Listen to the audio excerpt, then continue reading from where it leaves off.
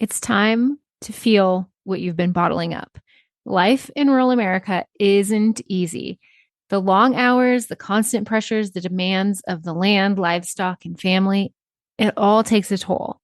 We're tough and we've got grit, but somewhere along the way, toughness started meaning bottling up emotions and powering through. But here's the truth. That strategy, it's not working and it's poisoning us. Maybe you've noticed and maybe you haven't, but the numbers don't lie. We're breaking down and it's showing up in our bodies, our relationships, and in the rising suicide rates in agriculture. You don't have to carry any of it alone. There's another way. If you're ready to stop being weighed down and start moving forward, my one-on-one good movement guidance is now open. Visit the link in the show notes to learn more and see if one-on-one guidance could be for you.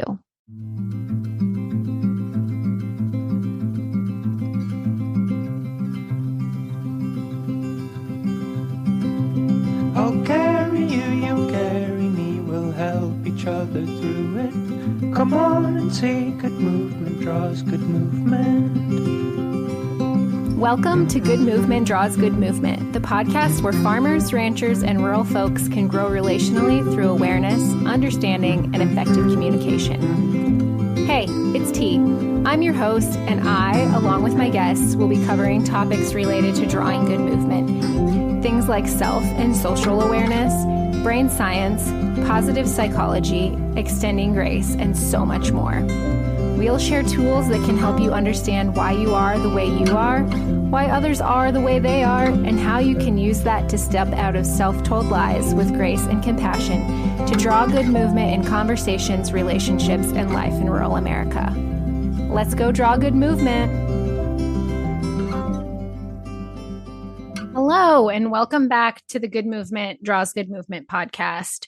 Today is going to be an episode a little different from some of our previous episodes. It's going to be a little more somber. It's on a tough topic, but I feel very strongly that this is something important that we need to talk about. 7 months ago today, I was thrust into learning firsthand about grief. And today, that is what we're going to talk about. We're going to talk about what I've learned so far about grief and my good movement through it. But again, before we get started, I just want to preface with a disclaimer / trigger warning that while I truly want everyone to learn about grief, I also understand if you just can't right now.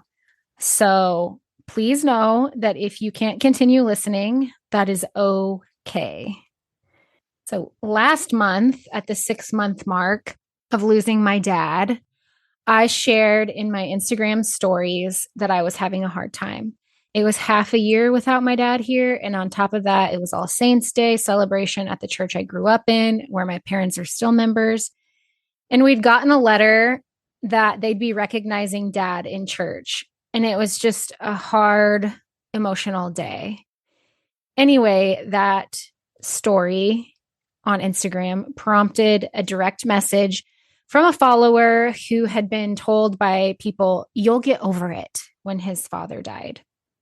To be clear, no one has spoken those exact words to me about my dad's passing, but knowing what I know now, I'm not shocked that people do speak those words. I actually just got home from the final weekend of the 2023 Enneagram Cohort with Suzanne Stabile. And for so many reasons, I'm grateful I was part of that cohort and that I was part of that cohort this year. At our April meeting, there was an uncomfortable amount of grief in the room. Several of my cohortians had been through some really, really hard things. And Suzanne, in her wisdom, changed things up a bit and made space for that grief, much to my personal dismay in that moment. I'm relatively good at shoving down and falling asleep to uncomfortable feelings, but I decided to remain open and awake to whatever that weekend had to teach me. And Suzanne said something that struck me. I wrote the note in my notebook and I highlighted it because it so struck me. That weekend, she said, "We have been let down in 2 areas, we don't know how to grieve, and we don't know how to hold mystery. And it wasn't until about 3 weeks later that I'd find out just how much I needed to be struck by those words, because it was 3 weeks after that meeting when my dad passed suddenly. Not only was I thrust into my own grief at that point, but also forced into holding the mystery surrounding his passing. And knowing now how this year has gone, I don't know how this year would have gone if I had not been in the cohort, in that room, learning from my peers about their grief, learning from Suzanne. Like, I don't think that it was a coincidence that I was there and that was the topic when it was the topic. I just don't. I have done a lot of reflecting on the idea that we don't know how to grieve as a society, as a collective society. We don't know how to grieve and we don't know how to hold mystery. It's something that's always been in the back of my brain since I heard those words. And it's true. I didn't know how to grieve. I wasn't very good at holding mystery before. I wouldn't say that I actually know how to grieve now or that I know how to hold mystery, but it's something that holding mystery especially is something that I'm trying to be better at. And I'm just feeling my way through this grief and letting it come out as it will. I'm just sort of letting the grief lead. And there are a few things that I have learned. And so now I just want to talk about what I've learned thus far that I'm absolutely sure of. First, we collectively as a society do not, in fact, know how to grieve. We somehow think that we can and will get over it, but it's just not true. Closure is a myth that we've created because grief makes us uncomfortable. And I'm as guilty as the next person at believing that we can find closure and will someday get over it. But what I know now is that grief is not a destination with an endpoint. It is a journey that we will walk through till the day we meet again. The good news is that joy and grief can coexist. And although we can't get over it or grow out of it, we can grow around it. This concept was illustrated to me by my friend Kelly, who was also part of the cohort with me this year. She showed me using a donut box, a paper plate, and a donut hole how we grow around grief. I have also included a link in the show notes to a Facebook post that shows this concept with a slightly different illustration.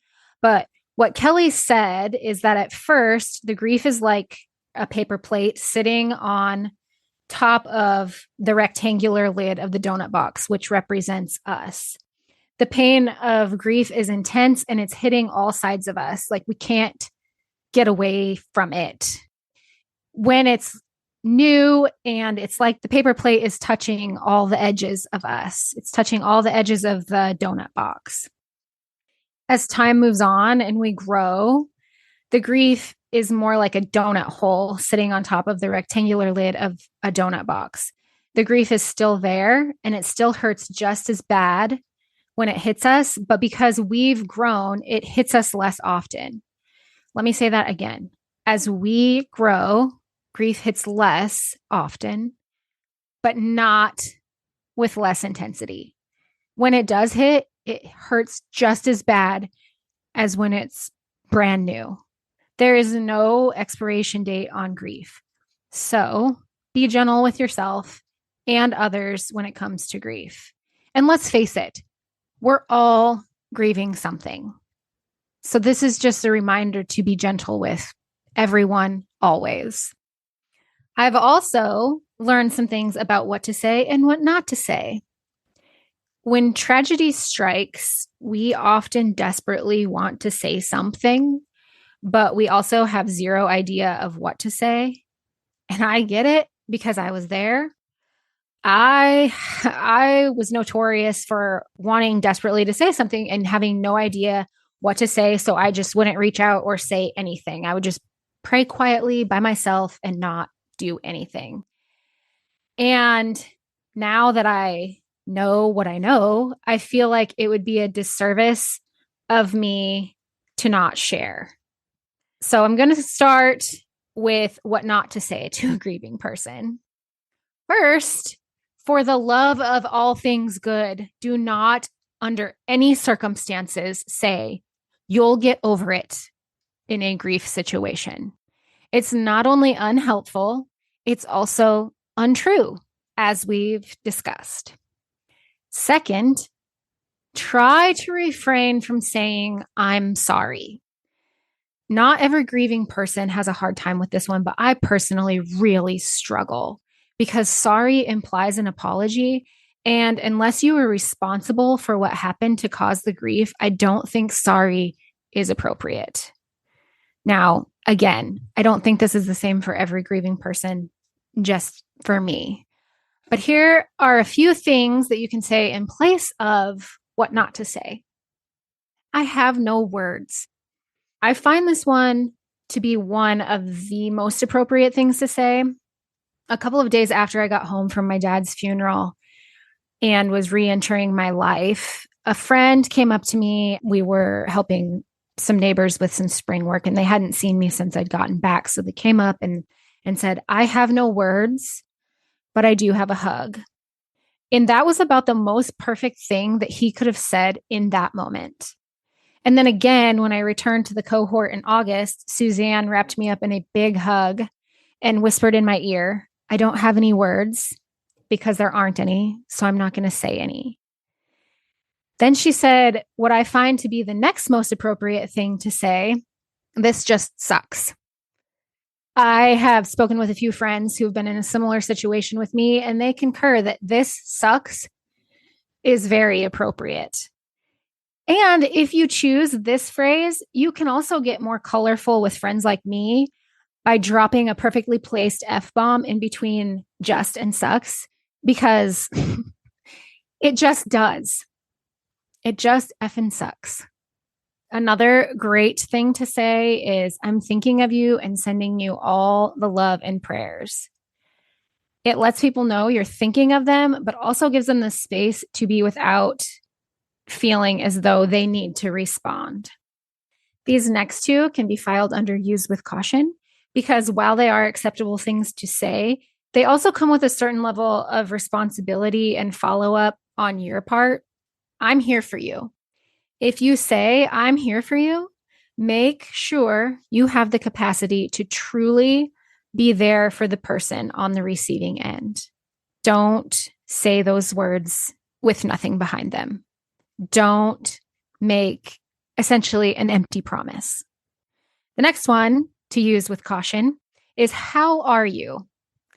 You have to be careful with this one and only ask it if you want and can hold the truth. Again, I'm just as guilty as the next person, but too often we ask this question to make ourselves feel better and get uncomfortable when people give us the truth. And the truth isn't always all warm and fuzzy. Also, bear in mind that people in the paper plate stage of grief are likely getting this question a lot, and it can become tiresome. So you might consider instead saying something like, how's it going? I have a friend who's walked a similar experience, and he's kind of taken me under his wing, and he texts me on Fridays because he knows Fridays are hard. My dad died on a Friday, and we had his funeral on a Friday. 1000% do not recommend. 10 out of 10 do not recommend. Just doesn't feel like enough. Like, I just don't recommend it at all. Any of it, actually. But this friend checks in and asks, how's it going? Not how are you or how are you doing, but how's it going? Because he knows how tiresome those questions can be. So he leaves it open for me to answer with how things are going with whatever is going on presently, or to open up and let him know how things are going on in my heart. But again, he's prepared to hold the truth. He's not looking for me to lie and say I'm good all the time when I'm not. So with that, I want to move on to some things I've learned about what to do for people in grief situations. And just like knowing what to say, it's also hard to know what exactly to do. So the following are a few things that folks have done for me and or my family that have been so kind and helpful. The first is just sit with people. Just sit with them in silence if silence is what they need. Sit with them and let them cry with them. Sit with them and let them talk about whatever it is they want to talk about. Sit with them in their grief without trying to fix it, unless they explicitly ask for help. Just sit with them. And that can be the hardest thing to do, is just sit and be. And I fully understand that because I am a human who does not like uncomfortable feelings. So it's hard to sit in them and not try to fix them. I get it. But it can be also so helpful and so beneficial to just sit. The next thing is send a card, share a memory, deliver a gift, meal, or groceries. The share a memory thing, I actually asked for people to share memories with me because it helped me. And again, I'm one person, and this might not be the same for everyone. And memories might be hard in the paper plate stage, but for me, especially in the paper plate stage, I wanted those memories from other people. And quite honestly, I looked back through my photos and went through my texts and my Facebook messages, and I even went through my voicemail and tried to look for a voice message from my dad. So the memories, sharing memories, that might be filed under use with caution too, depending on the person. And I also do want to insert a word of caution when it comes to the meals and groceries. Meals and groceries are absolutely great, but they can also be overwhelming. In the week after my dad died, we received so many paper plates, silverware, and paper products. We were able to serve the funeral lunch of over 400 people and still have enough left over to divide 4 ways and to be taken home. I actually served all my branding meals this summer with products we received, and I did not run out even then. That's a lot. And that doesn't even factor in everything else that was delivered that was perishable and not able to be used before it went bad. And I know there's this viral Facebook post about grief groceries and how that's a great way to step in, and it is. So I'm not discouraging sending all those things. I'm just suggesting exercising a little caution. If there's a contact person, check in with that person and see what's needed. And then if there isn't a contact person, you might consider delaying a grocery or meal delivery, because in the days immediately after, there are so many visitors, gifts, and groceries, but then that all stops, and it stops fairly abruptly. So it can be a welcome surprise to receive such acts of kindness weeks later, a visit, a meal, a few groceries, etc., weeks after. Also, in any of these things that you do, whether you send a card, you stop by, you bring something, give the grieving people permission to not send a thank you card. When we were going through cards, there was a man who wrote in all caps, "Do not send a thank you." And after opening hundreds of cards, that felt so refreshing. To be honest, I have yet to write or send a thank you card. It's not that I'm not grateful for all the cards, books, plants, letters, and love everyone sent. I am so incredibly grateful. More than words can say, I am grateful. It's just that I haven't been able to bring myself to write the cards. And honestly, I'm not sure if I'll ever be able to write the cards. So if you sent anything during that time or reached out to me, just please know I am so grateful for you and your kindness. But right now, I just can't write that.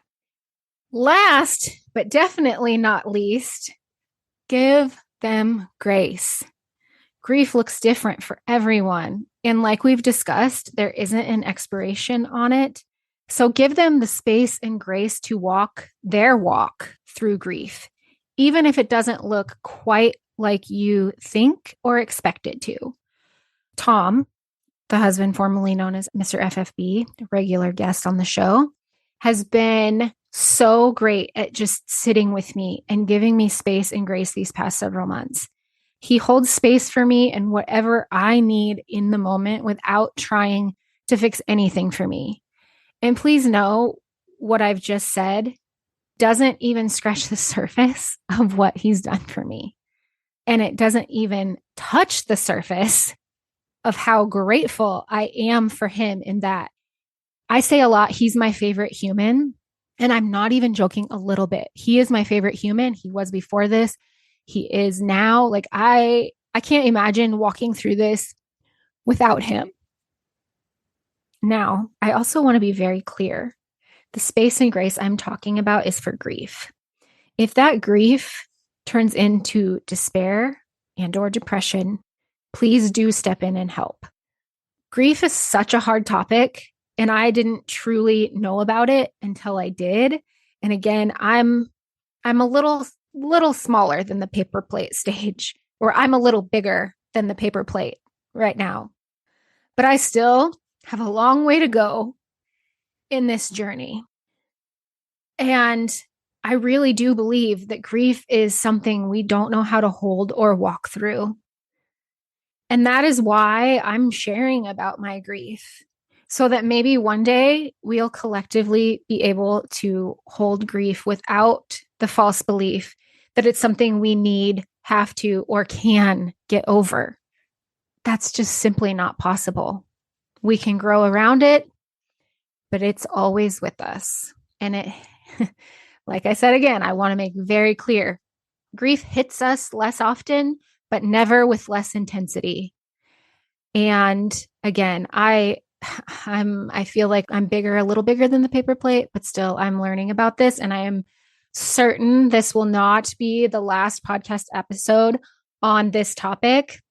And also I know how hard this topic is. So if this type of grief, this type of life shattering grief is something that you are also walking through or would like to share about, please feel free to shoot me a DM on Instagram with some things that you've learned, or just to share in solidarity. And with that, until next time, draw good movement.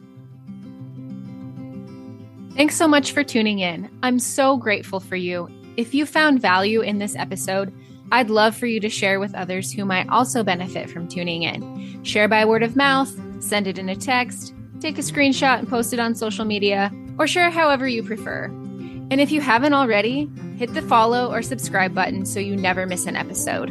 Until next time, draw good movement.